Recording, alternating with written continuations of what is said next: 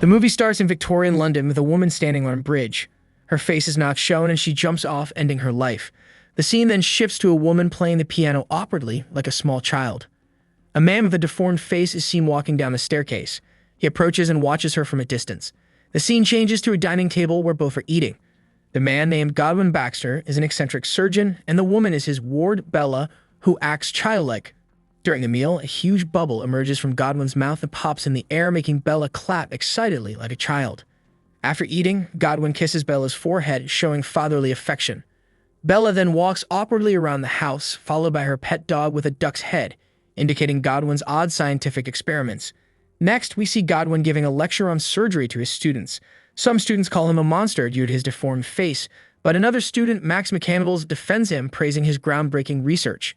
Godwin asks Max to walk with him after class and offers him a position as his assistant, which Max accepts. Back home, Bella is playing and throwing things around like a child. When she sees Godwin, she runs to him happily and hugs him. Godwin introduces her to Max, but she looks at him suspiciously and punches him in the face. Max comments that she is a very pretty but mentally impaired girl. He learns that Bella suffered a brain injury causing her mind and body to be out of sync, though she is progressing quickly. Max finds her stunning. Godwin says that he will have to meticulously note her progression and ask Max if he will do it, and Max agrees. Bella is playing nearby and pees her pants. Godwin asks their maid to clean it up. The next morning, Bella wakes up and Max arrives there. He sits with her at the table for breakfast and watches her, and he also takes notes, and she even throws her food at him. Godwin is performing surgery while the maid is assisting him. Max and Bella are also present there. Bella picks up a scalpel and says that she wants to do it too. Godwin tells her that she can only perform on dead ones. She moves over to a cadaver. She first checks out the cadaver's private parts, and then she stabs the cadaver in both eyes. Max keeps watching her and takes notes. Next, we see Bella riding a bicycle in the house. There is a rooster that barks like a dog, another of Godwin's freak experiments. Some other such experiments include a hen with a dog's face and a goat with a duck's head. Bella feeds these freak creatures. Max keeps watching Bella, and he takes notes. He narrates his notes to Godwin how Bella is now in 15 words a day and how her hair grows fast. It is time for Max to go home, and Godwin greets him. But he has some questions. He asks Godwin where Bella came from. Godwin does not answer and says that his task is to collect data. Max leaves without any answer. At night, Bella lies in bed with Godwin, who reads her bedtime story involving a kid and his parents. Bella asks him about her parents in broken language, and he tells her that she is an orphan and that her parents were his friends. They were brave explorers who died in a landslide in America on an exploration trip. He tells her that they sent her to him to care for her. Bella feels bad about it and calls herself Poor Bella. Godwin then tucks her in the bed and wishes her good night. The next day, while sitting with Max, Bella is looking at the map, asking him about different places, and then she asks about his pen and book and why he writes all the time. He tells her that he has to note her nutrition intake, and she then asks him to show her other places. Bella gets bored, and she goes to the rooftop, and Max tells her that this is dangerous. Bella looks around and even throws a piece of rubble down. Max notices some stitch marks on her neck. Bella goes to Godwin and asks him to take her outside, but he refuses, saying that he has work to do. She says that Max can take her. She has never been outside, and Godwin refuses to let her go out. He says that he has created a perfectly safe and entertaining environment inside, so she does not need to go out. Bella gets angry, and she picks up jars from a nearby table and slams them onto the ground, breaking it. Godwin relents and agrees to take her outside. He, Max, and Bella go out in a horse cart.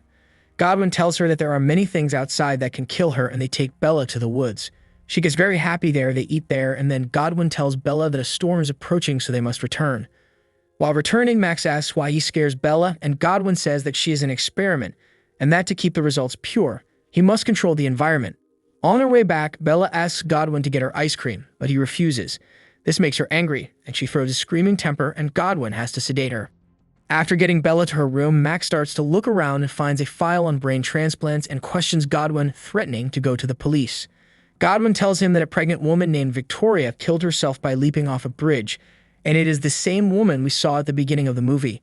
When Godwin found her lifeless body, it was still warm, so he resurrected her by replacing at least parts of her brain with that of her unborn fetus, giving the infant Bella an adult's body, which resulted in Bella waking and having to relearn a lot of motor functions as well as social skills. She shows no memory of her past life. As her intelligence rapidly develops, she becomes curious about the outside world and herself. By exploring her own body, she discovers masturbation and sexual pleasure. She tells Max about it and even demonstrates, and he tells her that it is not okay. Later at dinner, we learn that Godwin is deformed because of many experiments his father did on him. Godwin says that he thinks Max has fallen in love with Bella. With Godwin's encouragement, Max asks for Bella's hand in marriage. Bella accepts, and Godwin puts a condition that Max must live with him always. Next, we see Godwin meeting with Duncan Wedderburn. Duncan Wedderburn is a debauched lawyer whom Godwin hired to overhaul the nuptial contract. Duncan says that he has to use the toilet and leaves, and he goes exploring around the house. He gets to Bella's room and meets her. He says that he had to meet the woman who inspired such a marriage contract. He tells Bella that by her contract, she will have to live with Max and Godwin there and not go to the city. He suggestively touches her and tells her his name before leaving. Later, when Bella is pleasing herself, he climbs up to her room. He wants to get in, but she gestures for him to come to the roof, and he has to climb to the roof. Once there, they talk, and Duncan says that Godwin is keeping her a prisoner, and that he is there to free her. He tells her that he is going to Lisbon and invites her to come with him. Bella says that Godwin will not allow her, and she will not be safe with him. Duncan says that he is not asking Godwin, he is asking her. Elsewhere, Godwin is dissecting a brain. When Bella arrives there, she tells him that she is excited and that she will run away at midnight with Duncan. She has begun to crave autonomy and says that Godwin wishes to stop her and he has held her too tight. Godwin suggests that they can travel, she, Max, and him. She says that she will marry Max, but first she will go with Duncan as he seems interesting. Godwin says that he can't let her go, but she says that if he doesn't, then she will hate him. Hearing this, Godwin decides to let her go. The maid helps Bella pack her bag. Max arrives there and he asks Bella to stay, stating that Duncan is manipulating her and he has a way of getting under a knave woman's skin. Bella says that with Duncan, she feels a heat in her body. Max pleads that they are engaged, but she says the same thing, that they will get married once she returns. Max gets angry. He says that he will deal with this man himself and he will beat him badly. Seeing this, Bella kisses him and he seems to calm down. But she sedates him with chloroform and he passes out.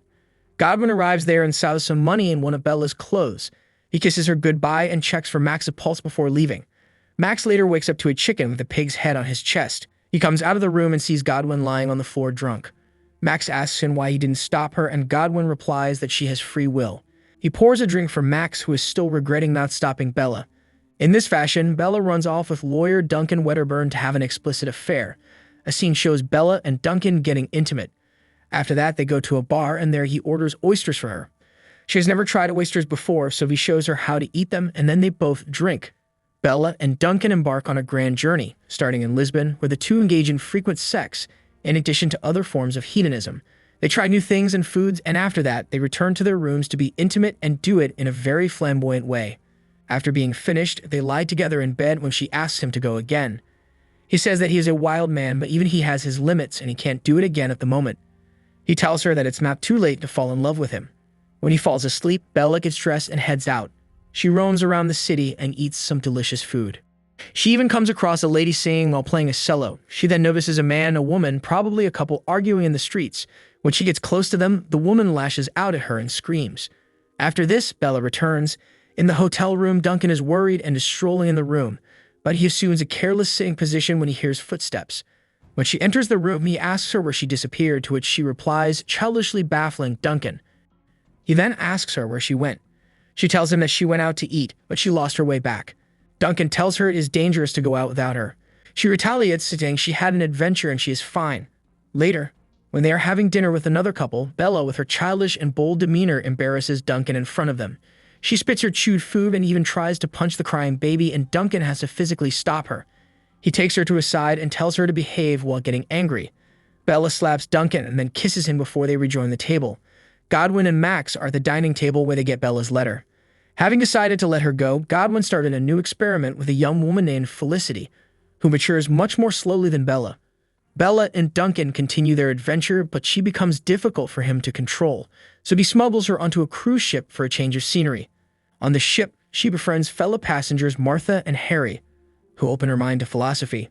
Initially attracted to Bella's childlike naivete, Duncan attempts to stunt her growth to no avail.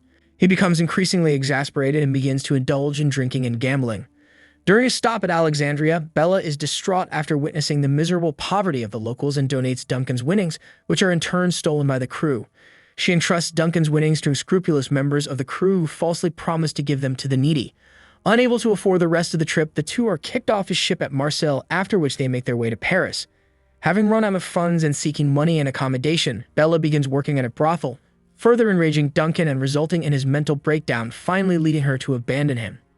At the brothel, she comes under the tutelage of Madame Sweeney and befriends fellow prostitute Toinette, with whom she begins a relationship and who introduces her to socialism.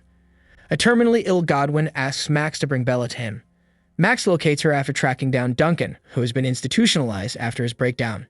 Returning to London, Bella reconciles with Godwin and renews her plans to marry Max. The two were interrupted by Duncan and General Alfie Blessington, Victoria's husband, on their wedding day. Alfie, addressing Bella as Victoria, reveals that they were married before her disappearance and that he has come to reclaim her. She abandons Max to learn of her past life, but quickly discovers Alfie's violent and sadistic nature and realizes that she had committed suicide to escape their abusive relationship. Alfie confines Bella to his mansion and threatens her at gunpoint to submit to genital mutilation, demanding she drink a chloroform-laced cocktail to sedate her for the procedure. She tosses the cocktail in his face. After a struggle, Alfie accidentally shoots himself in the foot and then passes out from the sedative. Godwin dies peacefully with Bella and Max at his side.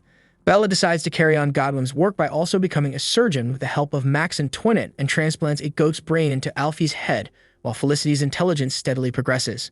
What do you think of this recap? Please share your thoughts in the comments section below. A like from you and maybe subscribing would be a great support for us. That's it for now. See you in the next video.